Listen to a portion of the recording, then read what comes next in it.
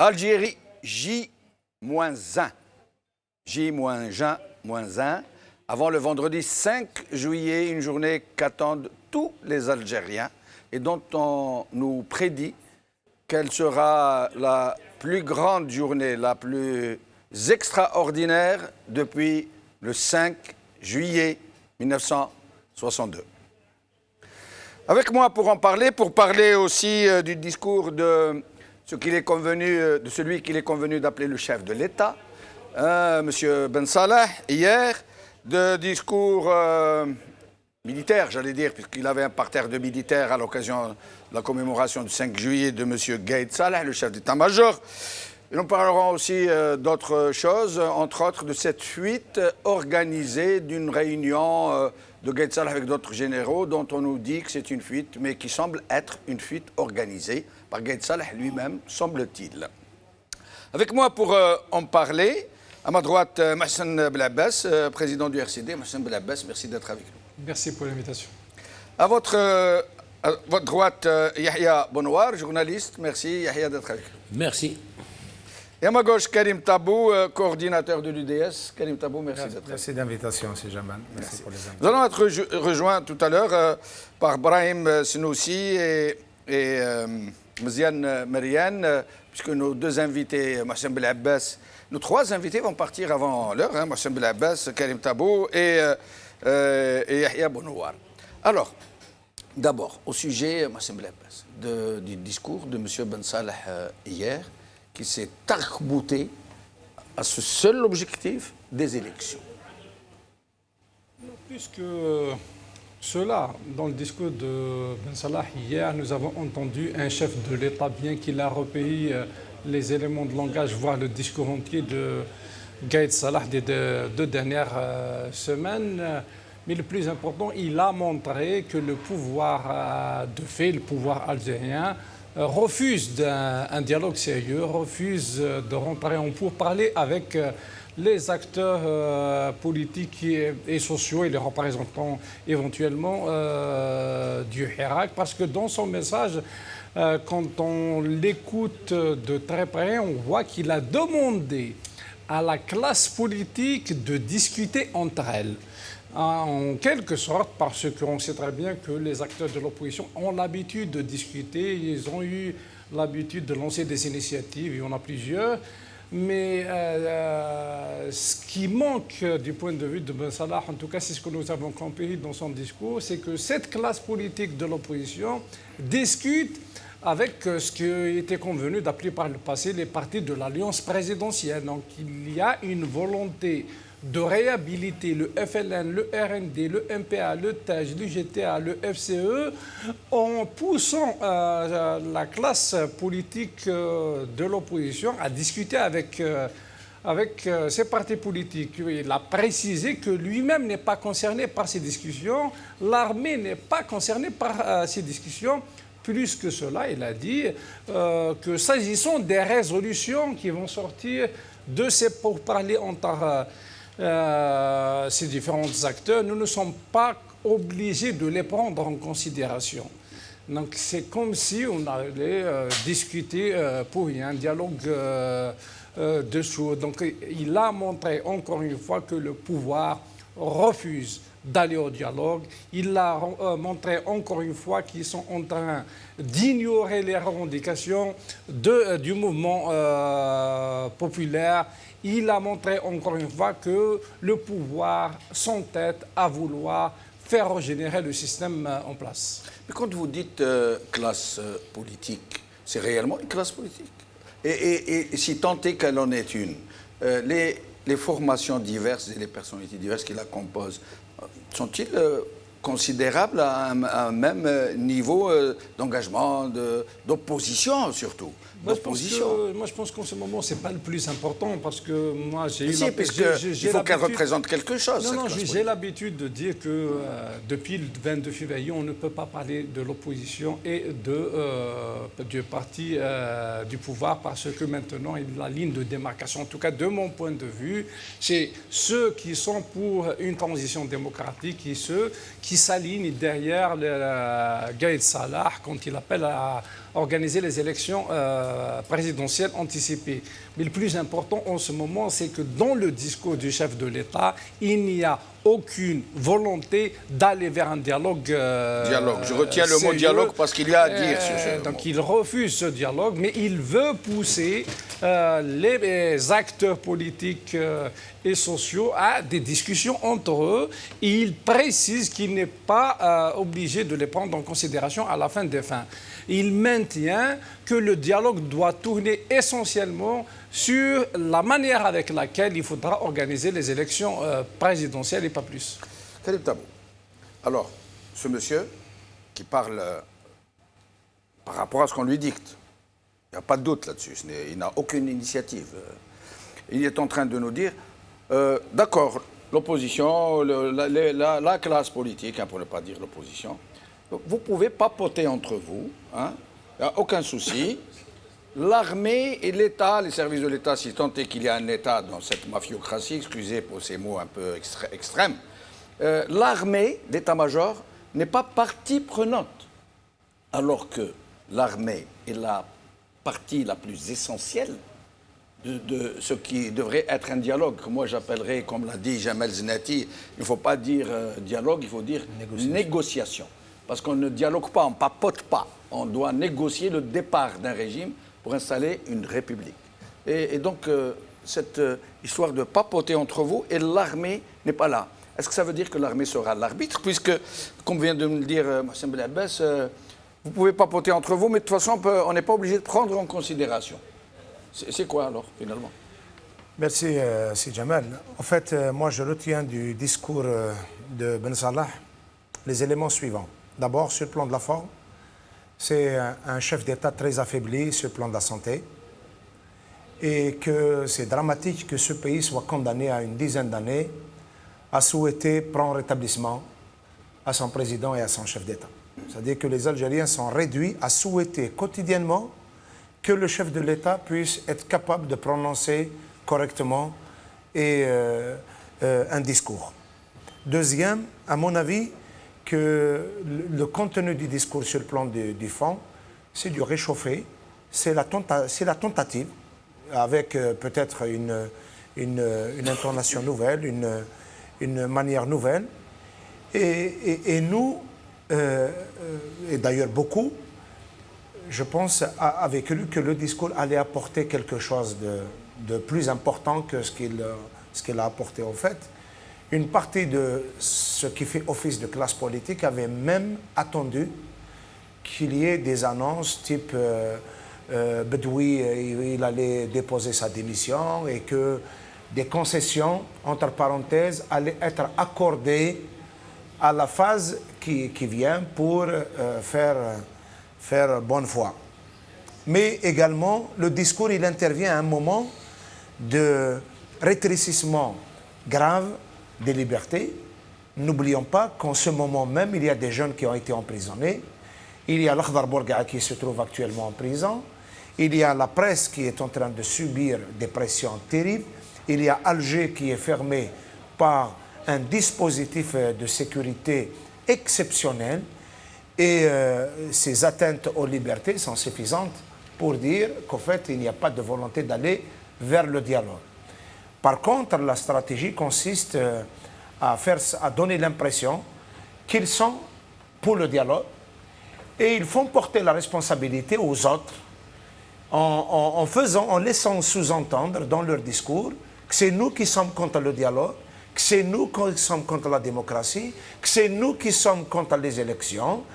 Et vous savez très bien qu'aux yeux de l'opinion, quand tu apparais comme étant quelqu'un qui est contre le dialogue, contre les élections, tu donnes l'apparence d'extrémisme, voire de menace. Et ils appuient sur ça en considérant que tous ceux qui refusent la feuille de route du pouvoir, ce sont ceux qui font courir au pays le risque de l'anarchie, de la situation anticonstitutionnelle, de défendrement de l'État. Et on a créé un climat dans lequel, finalement, on a oublié l'essentiel. L'essentiel, c'est quoi? Quels sont les vrais acteurs de la scène politique en Algérie? Il y a deux acteurs principaux. Il y a le Hirak en première position. Il est puissant, il est durable, il est pacifique, il porte les espoirs de tout un peuple. Et il y a en face un pouvoir réel qui est le pouvoir des militaires.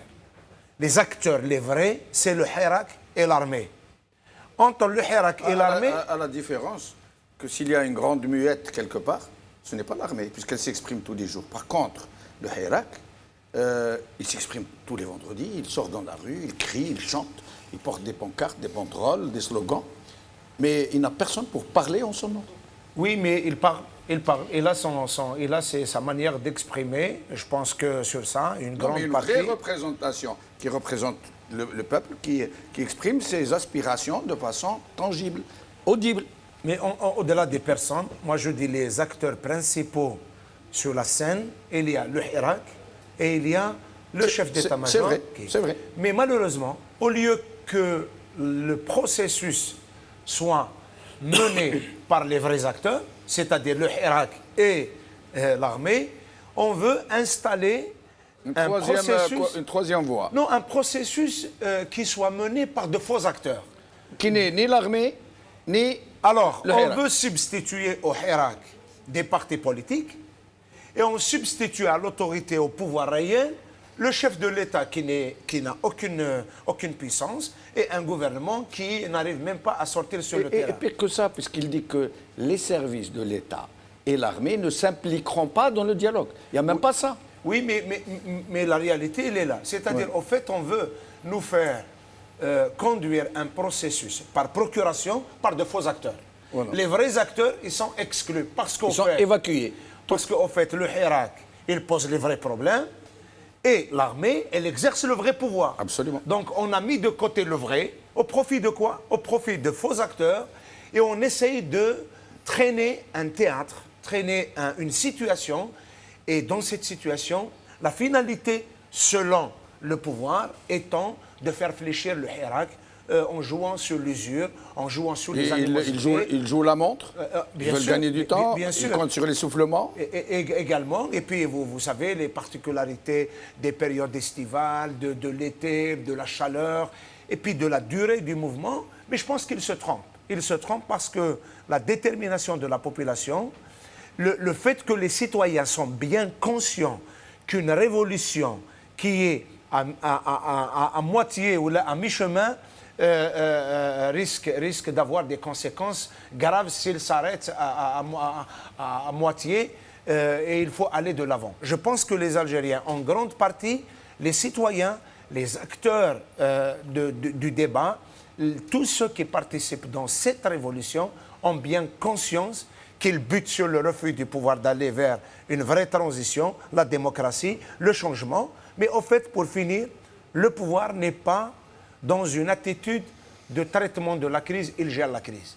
Et j'aurais une question pour vous tout à l'heure, je reviendrai à vous, au sujet de ces acteurs, dont on se sert comme, en quelque sorte d'un exutoire pour évacuer la vraie revendication. Yahya Bonouar, sur ce sujet. C'est de la diversion. D'accord. Depuis 4 mois, les Algériens demandent clairement un changement de régime. Et que propose Ben Saleh? Au nom de l'état-major, on va s'occuper des élections, avec le même paysage politique qui existait avant. Mais pourquoi les Algériens, et je vous laisse poursuivre, pourquoi les Algériens refusent-ils, furieusement j'allais dire, ces élections? Alors qu'en leur fond, ils n'espèrent que des élections sincères et honnêtes. Mais pourquoi les refusent-ils puisqu'on le leur propose et qu'on leur dit « nous allons vous garantir des élections honnêtes, transparentes, sérieuses, etc. » Premièrement, parce que d'abord, ils réclament un changement de régime. Ensuite, on ira aux élections. Deuxièmement, comment aller à des élections alors qu'il y a des gens qui sont en prison? Alors qu'on a le même paysage politique d'avant, donc celui de Bouteflika, ça n'a rien changé. On a le paysage médiatique, c'est totalement détérioré. Comment voulez-vous aller à des élections libres avec des médias qui ne voient pas tous les vendredis des millions d'Algériens? Vous allez faire une campagne électorale avec ça? Comment ils vont voir l'opposition? Comment on peut aller à des élections alors que tout est miné. Le commandement militaire continue à tenir les ficelles. Comment voulez-vous aller à des élections alors que des partis politiques, normalement il y a des nouveaux partis politiques, il y a un nouveau paysage politique qui doit émerger.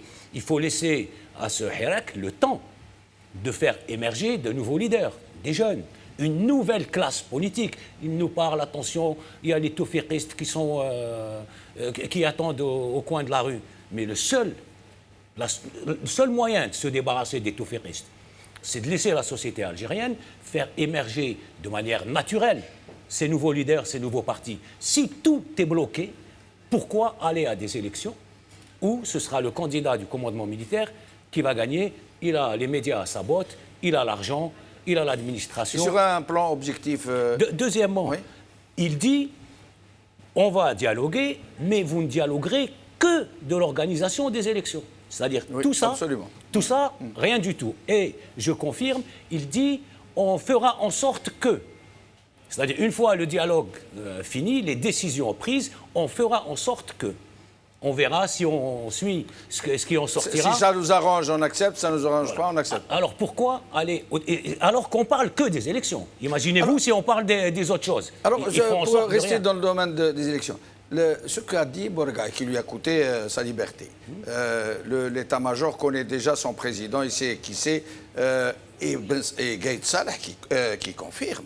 Qu'est-ce qu'il dit? Il dit le prochain président sera l'épée contre une épée safe contre la corruption. C'est-à-dire qu'il connaît, parce qu'il peut être un président qui est contre la confusion des pouvoirs, il peut avoir des priorités et d'autres. Mais non, Gaït Salah nous informe déjà que le futur président aura comme principal objectif la lutte contre la corruption. Parce que pourquoi ils insistent absolument à aller aux élections le plus tôt possible? Oui. Parce qu'ils ont les médias, ils ont les partis politiques, ils détiennent tout.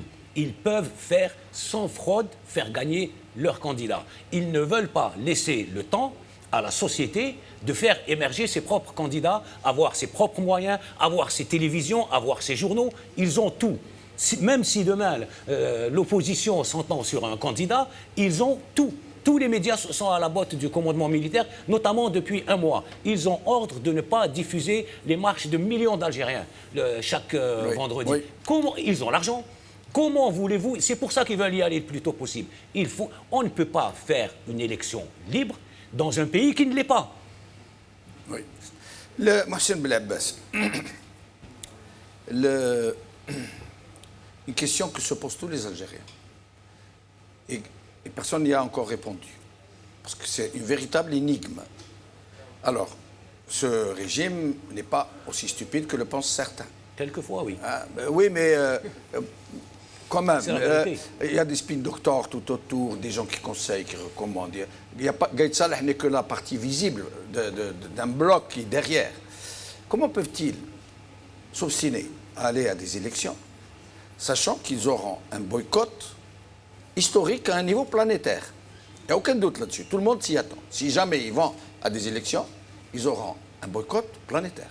Et là, ils le savent. Et un boycott de cette ampleur, ça leur couperait la tête. Ça va leur porter un immense préjudice parce que ce serait à un niveau mondial quelque chose de faramineux. Donc, certains disent que non. Dans ces conditions-là, ils ne peuvent pas y aller. Ils ne sont pas assez fous pour s'auto-détruire. Donc, pourquoi veulent-ils aller à des élections dont ils savent eux-mêmes qu'elles seront massivement boycottées? Non, il faudra dire une vérité, c'est que le pouvoir algérien ne veut pas aller vers une véritable élection. Il veut reproduire les élections telles qu'on les a connues par le passé. Mais entre-temps, il travaille à démobiliser le citoyen, à faire en sorte à ce que le rapport de force qui est actuellement en faveur du changement et de la transition démocratique s'affaiblisse, en croyant qu'à court terme, il va rééquilibrer les rapports de force avant d'aller vers une conjoncture où les rapports de force seront favorables. Et c'est pour ça qu'il tergiverse, parce que du point de vue de la logique, s'il y avait un minimum de volonté chez ces dirigeants d'aller vers de véritables changements, la première des choses qu'ils devaient faire, c'est d'abord d'abroger un certain nombre de décrets et de lois. Par exemple, le décret portant interdiction des marches au niveau de la capitale, il est toujours en vigueur, il n'a pas été abrogé. La loi sur les partis politiques doit être suspendue. La loi sur les associations doit être suspendue. Le code électoral doit être suspendu. Parce qu'une fois que des mesures semblables sont annoncées, on peut commencer à croire qu'il y a un minimum de volonté pour rétablir les choses. La fermeture des médias qui perdure à ce jour. Moi, je ne suis pas passé sur la chaîne de télévision publique depuis 2007. Quand même, moi je m'attendais qu'après les premières manifestations du 22 février, qu'on rouvre les médias lourds, radio et télévision, aux acteurs politiques, je ne vais pas dire l'opposition. On continue à être exclus de la télévision, de la radio nationale. Comment voudrez-vous que moi, je vais croire qu'il y a une volonté réelle d'aller vers un changement? Ils vont continuer à exclure de l'action politique, de la compétition politique, de l'exercice politique, tous les acteurs qui ont une certaine autonomie dans leur prise de décision, de leur façon de faire. Ils ont besoin d'une classe politique caporalisée, une classe politique qui pourront gérer à distance, une classe politique à laquelle ils vont dicter son discours, dicter ses actions. Donc c'est la réalité du pouvoir algérien. Oui, mais l'Algérie d'aujourd'hui et de demain, quand il y aura des élections, n'est pas celle d'avant le 22 février. Ils ne pourront pas embrigader les pauvres populations qu'ils mènent par autocar entier, ni envoyer leurs militaires voter. Ils auront un boycott. C'est ça la question. Comment vont-ils faire pour faire face à un boycott? Monsieur Benchenouf, les élections algériennes ont été toujours boycottées à plus de 60%. Des fois, ça atteint les 80%. Tout le monde le sait. Mais ils ont toujours été capables de produire des photos anciennes, des fois qui remontent à 95, pour certains qui remontent à 99, pour créer l'illusion d'une participation. Et ils pourraient refaire une telle... Et bien sûr, moi j'ai vu des bus ramener des militaires en civil venir voter dans des écoles au niveau de la capitale sur différentes communes. C'est facile à reconnaître ce genre d'image parce que souvent c'est des jeunes qui sont très bien rasés avec des coupes militaires, donc on les reconnaît, on sait que c'est des militaires. Mais ils arrivent à créer cette illusion et c'est ce qu'ils vont essayer de refaire. Ils n'ont pas besoin d'une mobilisation pour les élections parce que les Algériens, s'ils décident de participer aux élections, la fraude électorale sera un peu plus difficile. Donc eux, ils travaillent pour que l'abstention soit toujours là, pour faciliter la fraude électorale. Il n'y a aucune volonté chez ces gens-là de partir. Ils veulent se maintenir au pouvoir. Nous venons d'être rejoints par Brahim Snoussi, maître de conférence, écrivain, militant politique. Merci d'être avec nous, Brahim Snoussi. Merci à vous. Merci De m'avoir invité. Merci. Encore une fois. Et je rappelle que vous nous venez de Masque. Absolument. Vous étiez, on s'écrivait, vous et moi, à travers le Facebook. Tout à fait. Vous étiez heureux, Comme un poisson incroyablement dans l'eau. heureux, comme un poisson Absolument. dans l'eau, Oui. au milieu du Dans Hirak. l'eau du Hirak. C'est magnifique. Eh oui. Alors, Brahim Snoussi, d'abord au sujet du discours de M. Gaïd Salah, on était en train d'en parler. De Ben Salah, puis de Gaïd Salah, puis donc de toute cette ambiance. Je confonds toujours. Alors, élection. Et puis, Ben Salah, il s'engage naturellement, parce que ni l'armée, ni l'État ne participent ni de loin, ni de près. Absolument. Alors, si vous êtes sur cette position, pourquoi vous ne l'adoptez pas immédiatement, vous n'en tirez pas les conséquences et vous dites, nous nous retirons. De la vie politique. De la vie politique. Totalement. Mais bien sûr. Pas seulement du processus. Mais exactement. Et laissez le peuple organiser les élections. Laissez les gens se débrouiller. Voilà. Le problème de la transition, c'est pas... On dit transition comme un mantra, on en parle souvent. Mais la transition, elle est nécessaire. Pourquoi? Parce qu'on parle d'une situation... On parle de l'ombre, d'accord? Et on essaye d'accéder à la lumière. Il faut une transition pour passer de l'ombre à la lumière. On ne peut pas se contenter simplement de techniques qui consiste par exemple à organiser une élection présidentielle. C'est facile à organiser une élection présidentielle. Mais on ne veut pas d'un président qui soit un nouveau Bouteflika ou un futur Sisi. On n'en veut pas. Donc il faut que la transition est là pour poser les garde-fous et pour nous prémunir contre le danger de voir revenir un nouveau dictateur qui va adopter et que nous aurons à subir pendant une période encore Alors, je trop retiens longue. ce que vous venez de dire, deux choses très intéressantes. Que d'abord, puisqu'ils disent que nous ne participerons pas à ce processus, on ne vous laisse pas poter entre vous, pourquoi alors, dans ce cas, ne se retire-t-il pas totalement de la vie politique? Qu'ils laissent faire tout le processus sans eux. Tout à fait. D'accord. Et la deuxième, c'est que le problème, le seul, si tant est qu'il y a un parti quelque part, comme le disait Karim Tabou tout à l'heure, il y en a deux selon lui. Le Hirak d'un côté, et l'état-major de l'armée. Il ne dit même pas l'armée, l'état-major de l'armée de l'autre. Alors, la principale partie, celle qui a le pouvoir réel, qui l'exerce contre le Hirak, justement, qu'elle dit accompagner, mais qu'elle fait tout pour gêner, pour faire exploser. Le problème, c'est que cette partie dit « Moi, je ne participe pas. Moi, débrouillez-vous entre vous. » Et le problème, comme vous étiez en train de le dire, c'est que la transition, ça veut dire passer d'un ancien système Un nouveau système. à l'avènement d'une république. Et cette période, c'est une transition qui devrait permettre de faire partir cette partie principale qui est l'état-major. Or, comme ça, il n'y a pas de risque qu'il puisse partir puisqu'il n'est pas concerné. Il est l'arbitre. Et il acceptera ou non ce que vous allez papoter. Et donc, l'équation, comment on va en sortir? La comparaison dont vous parliez avec... il y a des gens qui demandent une négociation. Ils disent qu'il faut négocier parce que c'est la modernité qui veut ça, c'est la... etc., etc. Mais qu'est-ce qu'il y a à négocier au juste? Mais de quoi est-il question? Oui. Alors, il y a d'un côté Gaïd Salah, à ma droite, et à gauche, il y a le peuple. Quand vous dites Gaïd Salah, c'est tout l'état-major. C'est Gaïd Salah, tout le commandement de l'armée. Lui, le commandement apparent, d'accord? Oui, d'accord. Celui qui mène la musique, c'est lui qui est à la manœuvre. Donc, il y a le peuple d'un côté et Gaïd Salah de l'autre.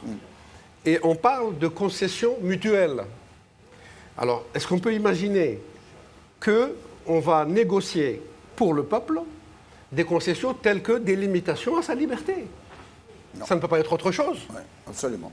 Qu'est-ce qu'il y a d'autre à concéder? Il n'y a rien d'autre à concéder. Si le peuple souverain s'exprime, d'accord, il faut accepter ce qu'il dit. Et il faut mettre en musique ce qu'il dit. Et en fait, puisque vous appartenez à l'ancien régime, vous pouvez simplement aller vous reposer, s'il vous plaît, et laisser...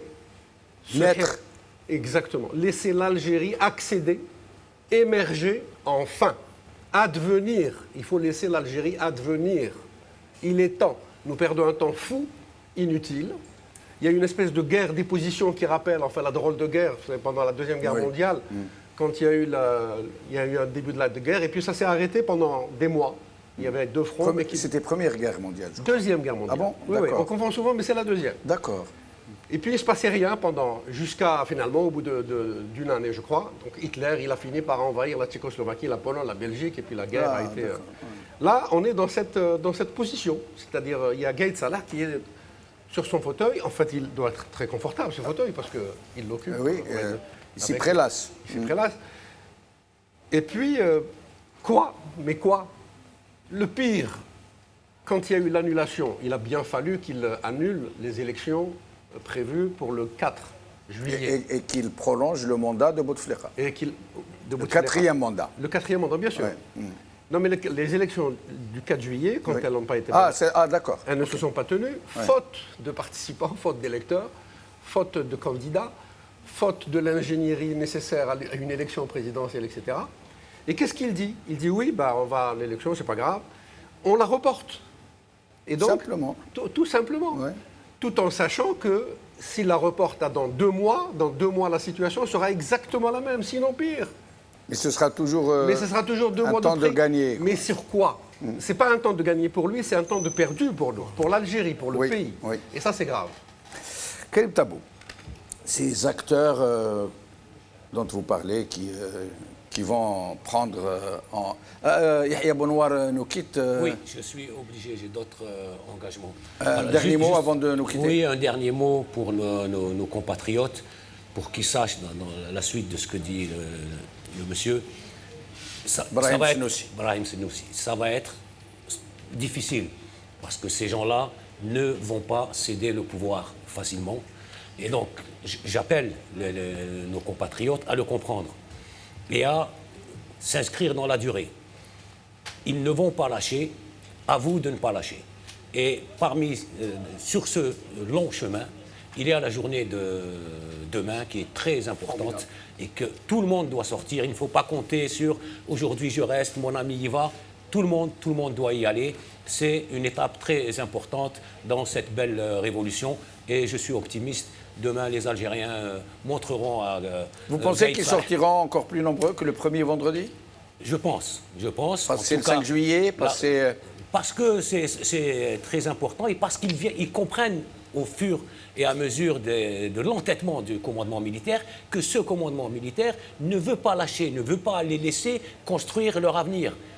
On la voit, cette belle jeunesse, elle veut elle-même construire son pays et son avenir, et on a des vieillards, excusez-moi du terme, c'est pas péjoratif, qui s'accrochent à un pouvoir et qui refusent de transmettre le destin du pays à une nouvelle génération. Demain, il faudra le leur montrer dans la rue, évidemment, pacifiquement, Selmia, et que ce soit une très belle fête. Merci Yahya Bounoir. Merci à vous. Merci, au plaisir de vous revoir. Karim Tabou. Ces partis donc, qui vont prendre en charge le dialogue, pas la négociation, hein, ils ne vont pas poter entre autres initiatives. Il y a cette conférence qui est représentée par Rahabi. Qu'est-ce que vous en pensez? Avec votre permission, c'est Jamal, je voulais juste rajouter quelques petits éléments sur, Oui, bien sûr, je vous en prie. sur le discours, mais également sur la situation. D'abord, les promesses qui sont faites par Ben Salah, ce ne sont pas les premières promesses. Il est là depuis 1994. Il a été président de la conférence de transition. Il a été président de la commission qui devait mener les réformes politiques en 2011. Il est chef du conseil, président du Conseil de la Nation pendant 20 ans. Tout le monde sait que toutes les lois sont passées par le Conseil de la Nation. Ce sont les lois de la mafiocratie, l'Aïsaba. Et il ne s'est opposé à aucune des lois. Pire encore, c'est que dans les moments, entre parenthèses, de grandes promesses démocratiques, en 2011, il y a eu, soi-disant, un processus de réforme. Il y a eu 7 lois qui ont été amendées. La loi sur les associations, la loi sur les partis politiques, la loi sur l'information, la loi électorale, le code communal, le code de wilaya et la loi sur la représentation féminine dans les assemblées élues.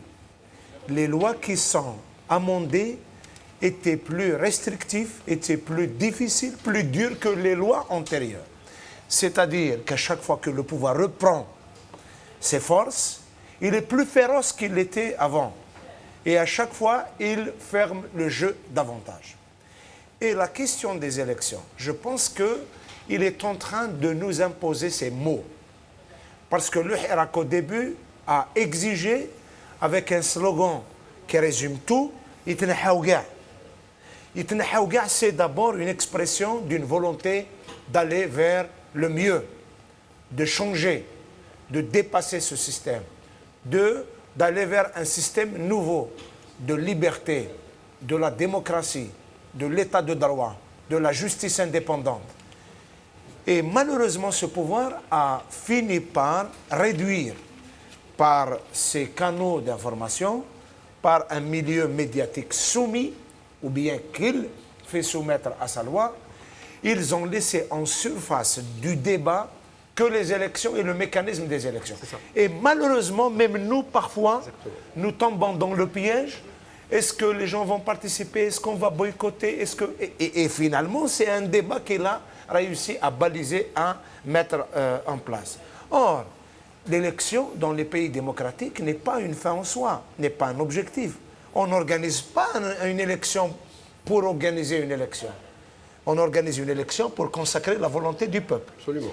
Et pour consacrer la volonté du peuple, il y a 2 piliers majeurs. Sans ces piliers, l'élection n'a pas de sens. La première, c'est l'exercice plein des libertés. Il n'y a pas d'élection là où il n'y a pas de liberté.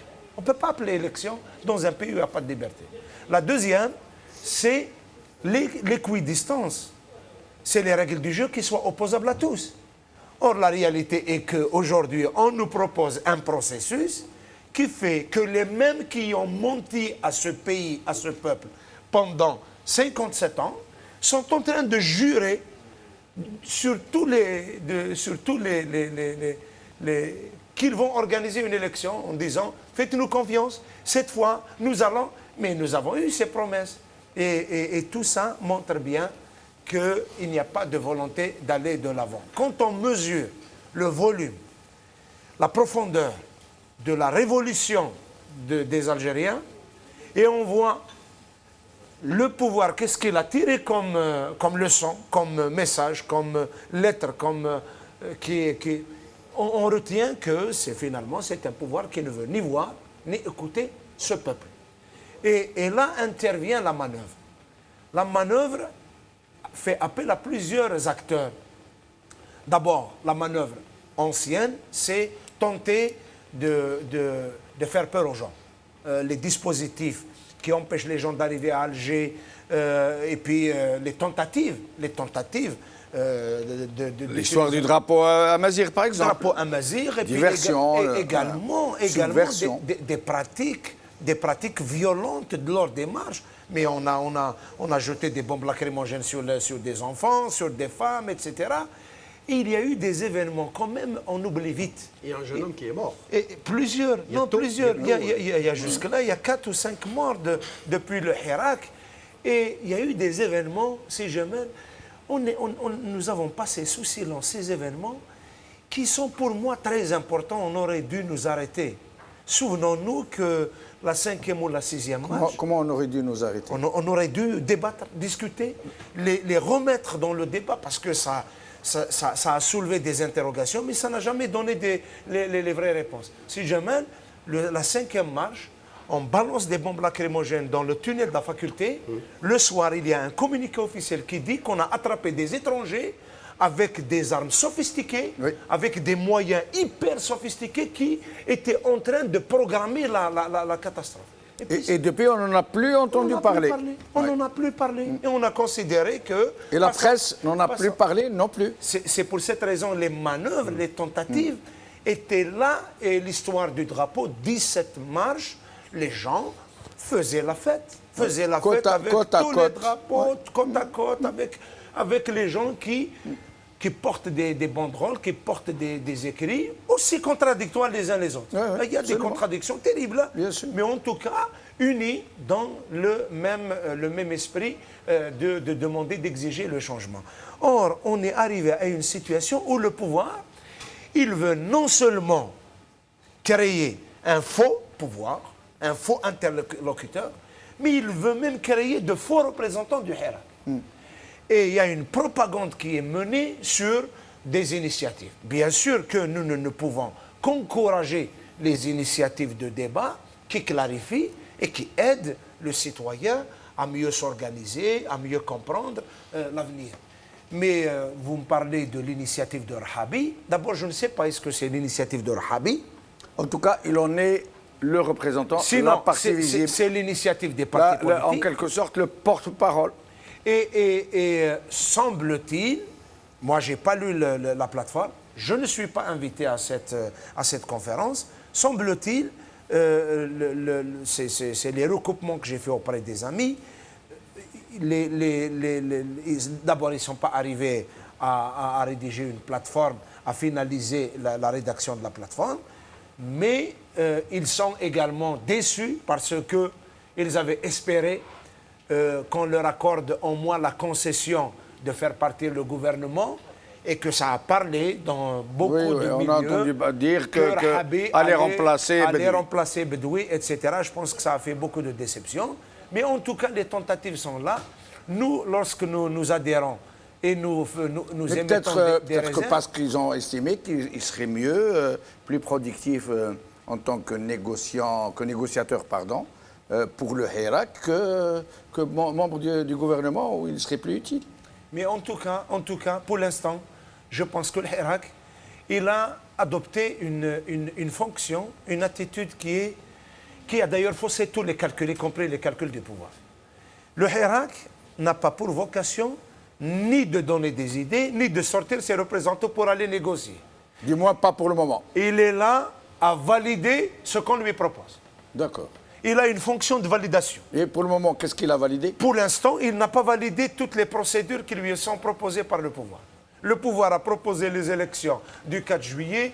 Le peuple n'a pas validé ce processus. Il a dit, ce n'est pas ça, nous devons. Et cette conférence qu'on prête à M. Rahabi, En tout cas, votre jugement de valeur sur cette initiative? s'il ne tient pas compte des revendications, du départ de Ben Salah, du départ de Bedoui, de la période de transition, d'exercice plein des libertés, pour aller vers la démocratie, je ne pense pas que le Hirak, que le peuple, puisse donner de l'importance à des regroupements de partis politiques qui, en tout cas, ce ne sont pas ces partis qui ont fait le Hirak.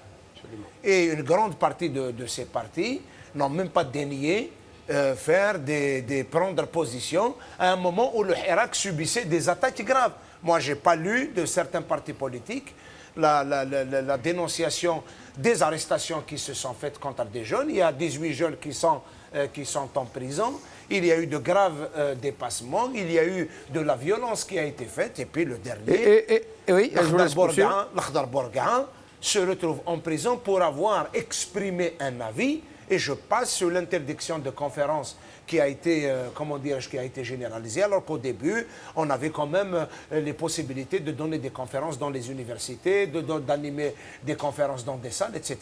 Mais progressivement, on voit la chape de plomb, on voit la glaciation et on voit le retour des procédés anciens par lesquels on ferme. Et pire encore, il y a une propagande terrible qui est menée d'abord contre les personnes, mais également pour réduire le peuple algérien a des choix qui sont, vous êtes contre le dialogue, donc vous êtes pour l'anarchie, vous êtes pour la catastrophe, vous êtes pour le dialogue, vous êtes pour les élections, venez et on vous donnera tous les avantages. Et pourtant, Rahabi qui semble être pour ce dialogue tel que vous le décrivez. Tel que vous le décrivez, c'est-à-dire ce n'est pas un vrai dialogue, ce n'est pas une négociation, c'est un peu aller dans le sens de ce que veut le régime, dont des élections présidentielles.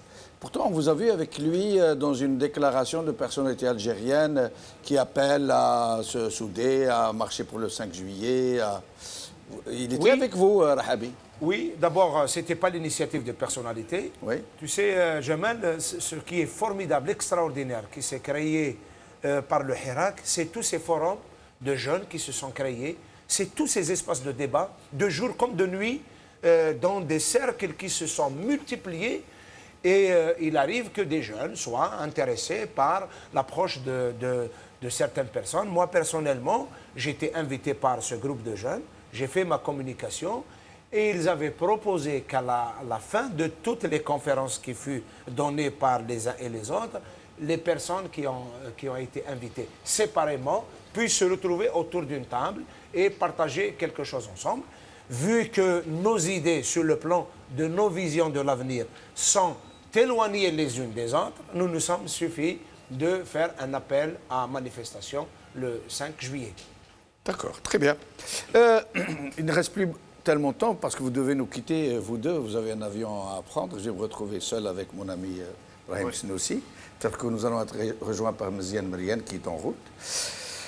Mohsen Belabbas. La conférence de M. Rahabi, c'est comme ça qu'on l'appelle désormais, hein, pour simplifier, elle a été l'objet d'un article de presse qui ne lui a vraiment pas rendu service. Parce que c'était un article très élogieux qu'il a présenté un peu comme la planche de salut de la crise. Hein, parce que eux, dans leur bouche, la situation que nous vivons, ce n'est pas une révolution, c'est une crise. Et donc, El Moujahid, alors, nous livre un article vraiment élogieux à l'endroit de cette conférence de M. Rahabi. Vous pensez que c'est contre-productif, que M. Rahabi est réellement, comme on le pense maintenant, avec cet article d'El Moujahid, très proche du régime et qui agit dans le sens qu'on attend de lui? Ce qui est sûr, c'est que les médias publics, radio et télévision, voire même presse écrite, ont ouvert leur colonne aux acteurs qui se sont inscrits dans la démarche de Gaël Salah, à savoir l'organisation d'une élection présidentielle anticipée, contrairement aux autres acteurs qui, eux, prônent la transition démocratique et continuent à être interdits des plateaux de télévision. En réalité, ces gens-là, ils rendent service à personne. Moi, ce qui m'a marqué le plus hier dans le discours de Ben Salah, c'est le fait qu'il n'y a aucun mot sur les arrestations contre des jeunes et contre le Khadr Bouga'a. Quand même, c'est malheureux que le Khadr Bouga'a passe ce 5 juillet dans une prison. C'est inhumain que de faire pleurer des mères, de meurtrir les cœurs de mères. Il y a plus de 16 jeunes qui sont en prison, dont le plus jeune, Bilal Bacha de Boumahda, c'est Samia Msoussi, une jeune élue locale. Donc, on attendait qu'un minimum dans ce sens soit entrepris, à savoir annoncer une annulation des poursuites. Je ne dirais pas grâce, parce que... ils sont coupables de rien. Ils sont coupables de rien. Les poursuites sont illégales, ils s'appuient sur aucune loi, mais ils doivent au plus vite annoncer l'annulation des poursuites contre tous ces jeunes et contre M. Bouga'a, parce que la seule accusation, c'est d'avoir usé d'un droit constitutionnel, la liberté d'expression. M. Bouga'a a fait un discours politique dans une rencontre politique, et ces gens-là ont aussi usé de leur droit à la liberté d'expression. Ils ont hissé un drapeau qui est le drapeau de Tamazgha. Alors, avant de vous libérer, est-ce que vous pourriez nous dire ce que vous attendez de demain, de ce jour qu'attendent tous les Algériens, le 5 juillet 2019? Moi, je pense qu'encore une fois, il y aura une mobilisation importante des Algériens, parce qu'on le sent à chaque fois qu'on a participé aux marches depuis le 22 février. La détermination est palpable chez les Algériens. Maintenant, il ne faut pas trop en faire. Moi, je suis sûr que ça va être c'est-à-dire en comparaison avec les 5 juillet qu'a connu l'Algérie depuis 1962. Ça va être une journée mémorable.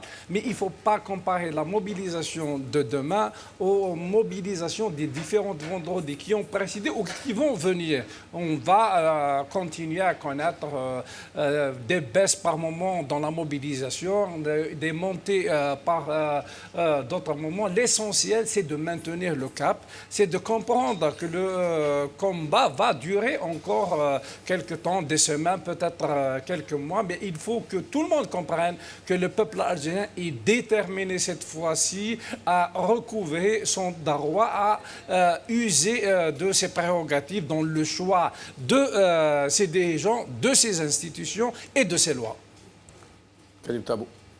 Il y a une campagne qui est menée notamment sur les réseaux sociaux pour dissuader les Algériens de descendre demain. Ah bon? Oui, il y a une forte campagne qui dit... Elle est animée par qui? Par le Doubab électronique. Et on connaît bien les gens qui gèrent ces milieux-là. Ils veulent dire aux Algériens qu'au fait, le Hirak a réalisé tous les objectifs. Une partie de l'Aïsaba est en prison. Il y a des luttes en ce moment, une bataille contre la corruption. Il va y avoir un dialogue et puis ça va être couronné par une élection. Voilà, selon ces réseaux-là, le sens du Hirak. À mon avis, la réponse sera une réponse très forte du peuple algérien contre ceux qui pensent que le Hirak doit s'arrêter. La deuxième remarque, moi je pense, et c'est dans le cadre des manipulations du pouvoir, je pense qu'ils vont présenter demain, pour réduire la portée politique de demain, ils vont la présenter, je présume, sur la télévision nationale et sur les chaînes de télévision du pouvoir, comme étant une grosse célébration des Algériens de la fête d'indépendance, et ils vont même être tentés de dire que les gens ont bien reçu le discours de Ben Salah. Souvenons-nous que le 8 mars a été présenté par la télévision nationale comme étant premier 8 mars à être fêté par les hommes et les femmes en Algérie. C'est exceptionnel. Hein? Donc, en termes de manipulation, il y a toujours des manipulations.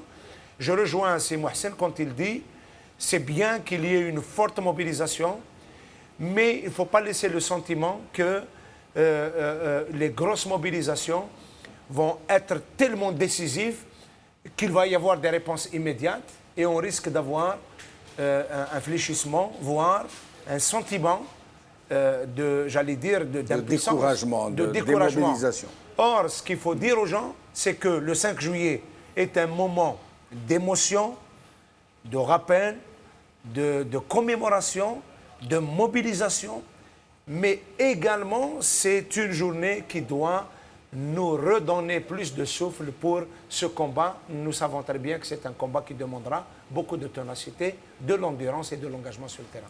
Karim Tabou, merci. Mohsen Belabès, merci. Bon voyage. C'est le Mouna Merci à vous. Beled. Inch'Allah. Voilà, merci Barakallahu beaucoup. fikum. Ouais. Alors, Brahim Snossi, donc à nous deux. À nous deux. Alors, dans les réseaux sociaux, il y a une, comment dirais-je, plus qu'une frénésie, une effervescence autour de la journée de demain. Et il y a même des appels très ciblés, des jeunes surtout, qui disent que enfin les Algériens vont pouvoir fêter la journée de l'indépendance qu'ils n'ont pas fêtée depuis celle de 1962. Ils sont en train de dire ça. Nous, les jeunes, nous n'avons jamais connu de célébration. C'était la fête des gens du régime qui la fêtaient entre eux avec des millefeuilles et de la limonade et du gazous. Donc nous, demain, nous allons rendre visite au cimetière des Chouhada. Nous allons sortir, manifester, et le soir, nous allons faire de la musique. Nous allons nous amuser. Et nous appelons les militaires à venir nous rejoindre, en tenue de sortie. Parce qu'en civil, ça ne se voit pas que c'est des militaires, qu'ils viennent avec leur tenue. Alors, Brahim Snossi. Moi, je trouve que c'est une riche idée. Hein, c'est ce qu'ils disent, les jeunes. Hein, c'est vrai. Évidemment que c'est une riche idée. Et c'est vrai qu'on n'a jamais fêté l'indépendance. Jamais. Moi, à mon âge, j'ai fêté celle de 1962. 62, 5 juillet. Tout le monde J'étais était dans un la rue. enfant, Moi j'avais aussi, 10 j'étais ans. un enfant, on avait le même âge, probablement, pas loin. Et c'était la première et la dernière fois. Exact. Les fêtes, après les fêtes qui étaient censées commémorer les événements qu'a connus l'Algérie au cours des décennies passées, se caractérisaient par leur aspect morne. Oui, On a toujours les mêmes apparatchiks, absolument. des burnous à foison. Je ne sais pas pourquoi tous les burnous à la sortie des burnous. La fête des burnous. C'est vrai. On avait l'impression que c'était un Avec concours. et puis avec leur vitre fumée. Vitre fumée, et puis leur aspect solennel, leurs cigares, leurs petits cigares, leurs moustaches, leurs chaussettes fluo. Exactement. Et c'est de tout ça que nous ne voulons plus. C'est de ça que nous ne voulons plus. De ces cadavres vivants. De ces cadavres vivants qui osent se maintenir et qui osent se mettre en travers de la marche de leur propre peuple. Oui. Ça montre quand même quelque chose, ou plutôt ça confirme quelque chose, c'est le mépris profond, d'accord, et la haine quelque part aussi, qu'ils ont envers leur propre peuple. Parce que, quand on parle de transition, moi j'ai fait un petit papier là-dessus, je me suis un peu étalé. Oui. Et on parle aussi d'une Algérie où il n'y a plus d'immondices dans les rues. On parle d'une Algérie où les bâtiments sont corrects. On parle d'une Algérie où les plages sont propres, où on peut se baigner tranquillement. Il n'y a pas de plagiste qui vous force à... Exactement. Il n'y a pas de parkingers Voilà. où Plus de parkingers, les gens ne plus se de garent plagistes. pas sur les trottoirs. Voilà, exactement. Donc c'est avec toute cette... ce qu'il faut rompre avec cette logique sur laquelle on a vécu pendant si longtemps, trop longtemps. Brahim Snossi, excusez-moi de vous interrompre. Je vous en prie. Et toutes ces pratiques sociétales, cet incivisme ambiant, triomphant, j'allais dire, il serait le fait du régime? Je pense que malheureusement, on parle de la corruption, la prédation, etc. Le régime a réussi à instiller le virus de la corruption au sein de la population. Je vais me permettre de vous demander de vous asseoir sur ce siège plutôt. On va le faire normal. Hein. Ok. Il y a Ramadan qui se tire les cheveux. Ça y est, Ramadan. Alors, je vous laisse poursuivre. Voilà. on était en train de parler de la prédation. Oui, d'accord. est-ce qu'elle découle naturellement de la prédation de ce régime? Est-ce qu'elle a été organisée? Est-ce qu'elle est le fruit d'une incompétence crasse? Comment nous, vous avez mon âge, on a le même âge, Oui. de notre temps. Moi, je me rappelle de mon Batna natal. Oui. On était très pauvres, et on était très propres. Et le facteur arrivait toujours à la même heure.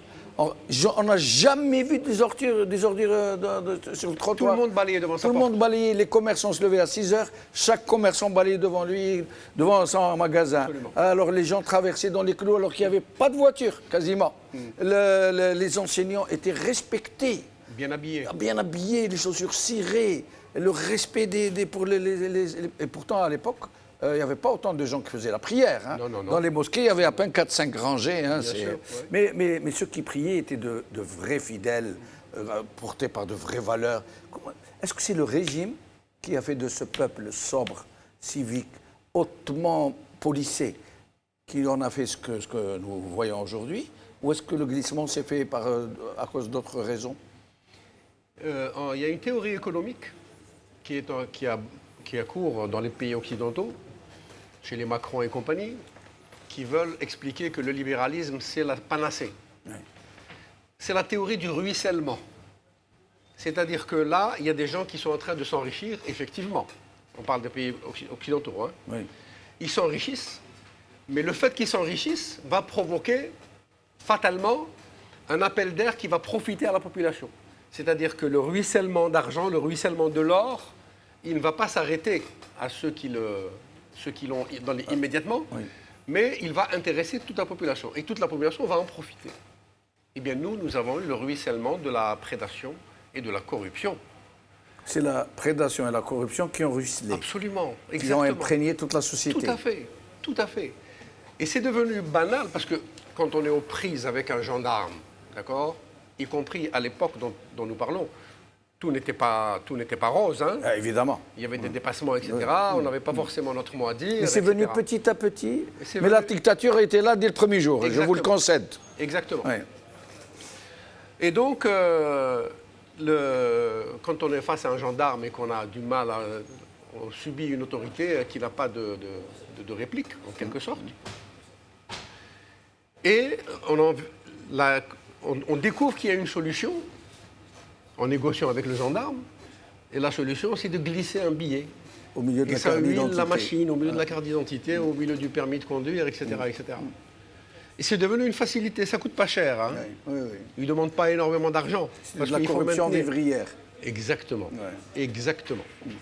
Et là, c'est très très ancré dans la population. Ça reste encore aujourd'hui, ça reste le cas.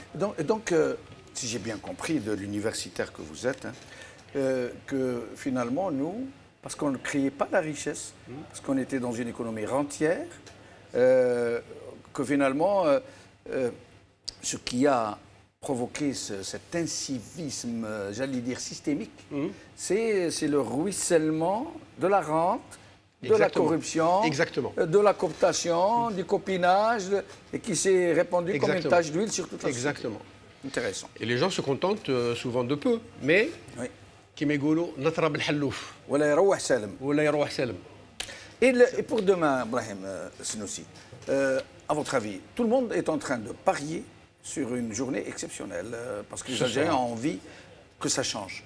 Vous pensez que ça pourrait apporter un changement, convaincre ce régime de négocier? Un régime sourd et aveugle reste sourd et aveugle. Il faut que, moi je n'appelle absolument pas à la violence, surtout pas à la violence. Il faut rester dans ce caractère pacifique jusqu'au bout, quoi qu'il arrive. La D'accord. violence ne peut servir que Exactement. le régime. Exactement. Ouais.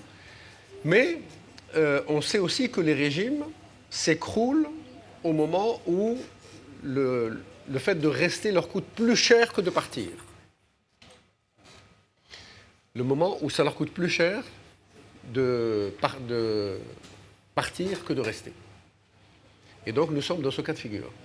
Il va y avoir un énorme coup de massue qui va se passer demain. Ils vont le recevoir en pleine figure. D'accord. Parce qu'il y a Ça va peut-être infléchir un peu leur 57 obstination. 57 Oui. de fêtes de l'indépendance qui n'ont pas été fêtées. avec eux, à la tête du pays. oui. Et donc, c'est la première. Oui, Et la première, elle est pour vous, messieurs. Et les gens en ont gros sur Exactement. ouais, sur le Exactement. Donc, il va la recevoir en pleine figure. Nous allons regarder quelques images, Brahim Sinoussi, puis nous allons revenir. Ah.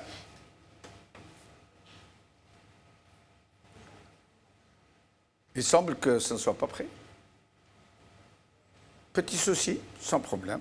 يجب أن يكون هذا الحوار شاملاً قدر الإمكان وسيكون بوسع فريق الشخصيات هذا دعوة أي طرف يراه مفيداً لإنجاز مهمته وتحقيق الغرض من إنشائه لا سيما الأحزاب السياسية وفعاليات المجتمع المدني والتنظيمات الاجتماعية والمهنية والشخصيات الوطنية بما فيها الشخصيات المنبثقة عن الحركة الشعبية قصد تدوين مواقفهم وآرائهم ومقترحاتهم.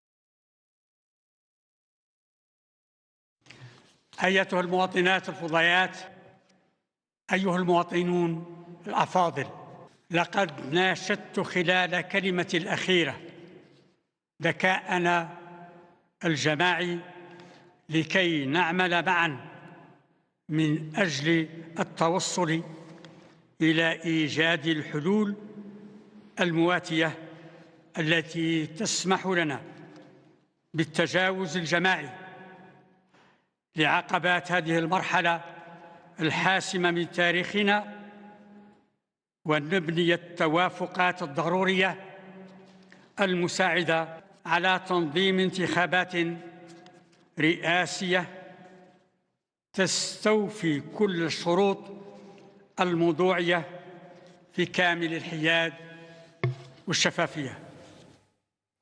Brahim Sinoussi, donc voilà, ils sont toujours crispés, obstinés, arc-boutés sur ce seul objectif. En fait, moi j'aimerais comprendre quelque chose, et nous tous, on aimerait comprendre. Pourquoi ce régime s'arc-boute-t-il sur ces seules élections? Pourquoi n'accepte-t-il pas l'idée d'une transition autrement, plus étoffée, plus large, plus vaste, autour d'une table où l'armée serait présente pour négocier son départ? Pourquoi qu'il focalise sur les élections seulement? Mais parce que ces gens-là qui sont en poste depuis 57 ans n'arrivent pas à imaginer une vie autre que celle qu'ils mènent. C'est leur vie qui est en jeu. Pas au sens de la disparition, mais c'est leur mode de vie qui est menacé. C'est une addiction. C'est une addiction au pouvoir. Le pouvoir est une drogue dure, on le sait tous, n'est-ce pas? Elle est encore beaucoup plus dure en Algérie qu'ailleurs. J'imagine, avec tous les privilèges qu'ils se sont tapés. Vous pouvez imaginer que M. Gaïd Salah ou M. Ben Salah ou M. Les autres, etc., vont accepter un jour de se balader dans la rue. D'abord, il faudrait qu'ils puissent se balader dans la rue. Là, ce qui n'est pas évident du tout. C'est pas évident du tout, donc ça aussi, c'est une crainte qu'ils portent. Et en plus, il y a une chose qu'il faut dire, c'est que malgré tout, ces gens-là sont attachés à l'Algérie, pas à l'Algérie des valeurs, des patriotes, des chouhadas, mais ils aiment... C'est leur fief, c'est leur bastion, c'est leur château fort. Il ne va pas le trouver en Venezuela. Alors qu'ils ont des villas ailleurs, des serviteurs. Mais exactement. Voilà. Ils sont attachés. Finalement, ils sont du terroir. Ils sont de chez nous. Ils sont de chez nous. Ils sortent de nous. C'est notre matrice qui les a produits. N'oublions jamais. Ne l'oublions pas. Donc, parce qu'on est capable d'en produire d'autres à l'avenir. Il faut faire attention à nous-mêmes. Absolument. Voilà. Et comment faire justement? Puisque ces gens-là, c'est nous qui les avons produits. Par notre soumission, par notre servilité, par notre innocence, notre naïveté, tout ce qu'on veut. C'est nous qui les avons produits en effet. Comment faire si demain ce peuple recouvre sa souveraineté sur son propre destin, pour éviter justement de reproduire le même scénario, pour éviter que d'autres qui vont sortir de notre sein aussi ne deviennent ce qu'ont été ces gens qui nous ont menés là où nous sommes aujourd'hui?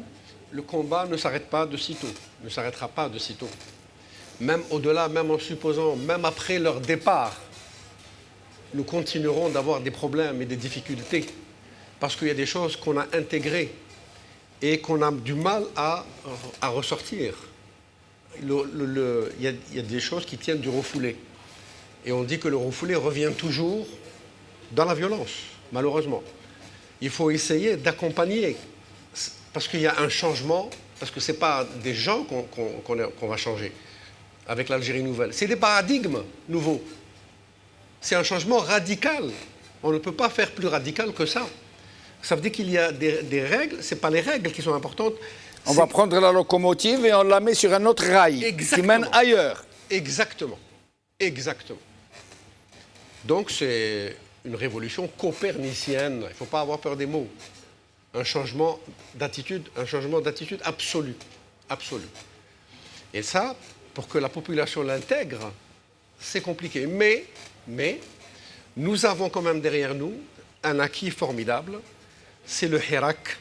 C'est cette expérience extraordinaire qui a permis aux Algériens, pour la première fois de leur existence, à se regarder, à se parler sans énervement, sans violence, sans hostilité, avec un préjugé favorable.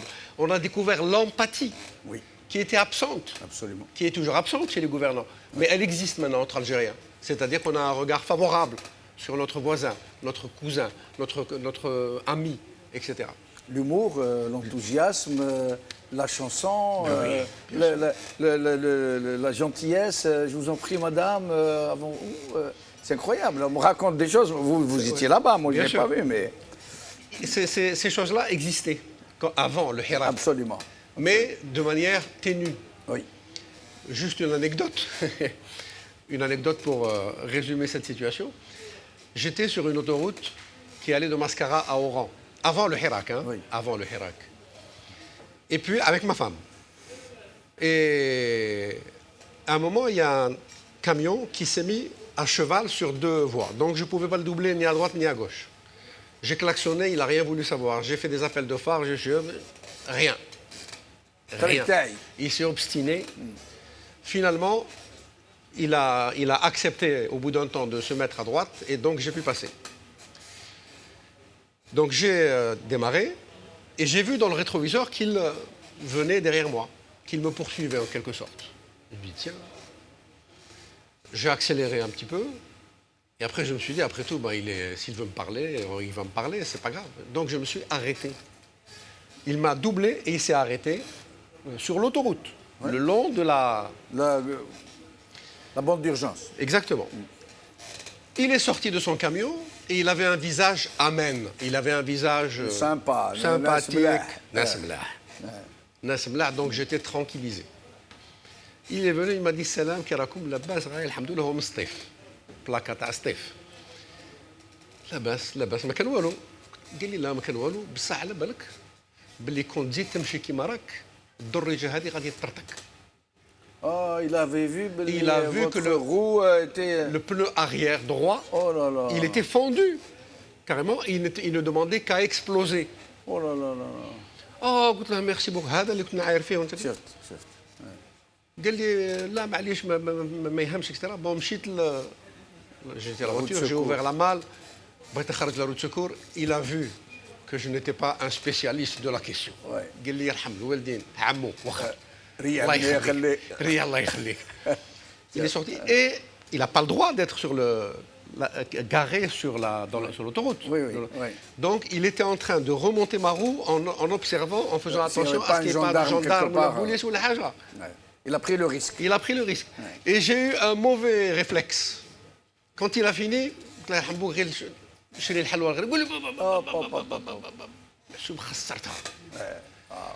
mais وكملها بالنية ركب في الكاميو ومن بعد قال لي بقى على خير عمو quelle belle C'est histoire. extraordinaire. Ouais, ouais, C'est extraordinaire. ouais, comme Et quoi. c'est banal, hein. Ouais, ouais. Ce genre de choses est Absolument. banal. Ça arrive là-bas. tous les jours. Exactement. Ça arrive tous les Ça jours. arrive Moi tous aussi, les j'en jours. ai plein à raconter comme Absolument, ça. absolument. Nous arrivons malheureusement à la fin de l'émission. Et je vous dirais de nous dire un dernier mot sur ce que vous attendez de demain, 5 juillet 2019. J'attends de demain le retour des valeurs que nous avons perdues. J'attends de demain un signal fort, d'abord pour la population, mais aussi pour les dirigeants. S'ils ne l'entendent pas, tant pis pour eux, mais il faut que la population l'entende. Il faut que la population comprenne par quel drame notre peuple est passé pour accéder à l'indépendance. L'indépendance n'a pas été octroyée. L'indépendance a été un combat extrêmement douloureux et il faut rendre demain justice d'abord à nos shuhada, à nos mujahid, je pense à nos vrais mujahid, ceux qui ont vraiment lutté et qui sont revenus et qui subissent le sort indigne tel que le sort que subit notre ami Lakhdar. C'est incroyable. Absolument. Ouais, c'est incroyable. Il faudrait qu'il y ait des calicots pour M. Bourga, pour Gharmoul, pour tous ceux qui sont en prison. Il faudrait qu'on ait aussi les photos des gens qui ont été, qui sont morts pendant le Hirak, pendant les marches. Pour les gens Pas qui sont ceux qui- emprisonnés pour le drapeau berbère. Pour les gens, exactement. Oui. Tous ceux qui ont subi un déni de justice. Il faut les arborer leurs photos, il faut pour leur dire nous ne vous oublions pas. Dorénavant, nous formons un seul corps, c'est l'Algérie. Voilà. Merci. Et moi, pas en tant que journaliste, mais en tant qu'Algérien, en tant que citoyen algérien, moi aussi je rêve, moi aussi j'ai le droit de rêver. Et je rêve d'un 5 juillet 2019 dont on parlera dans 1000 ans, qui sera un 5 juillet 2019 qui sera aussi beau, aussi noble, aussi porteur qu'un 22 février 2019. Un 22 février 2019 qui a été l'équivalent du 1er novembre 1954 et un 5 juillet 2019 qui devra être l'équivalent d'un 5 juillet 1962. Merci beaucoup, Khawala Khair B'Slama, et merci à mes invités, Brahim Sinoussi, Karim Tabou, Mohsen Belabbas, Yahya Bonouar, Khawala Khair B'Slama.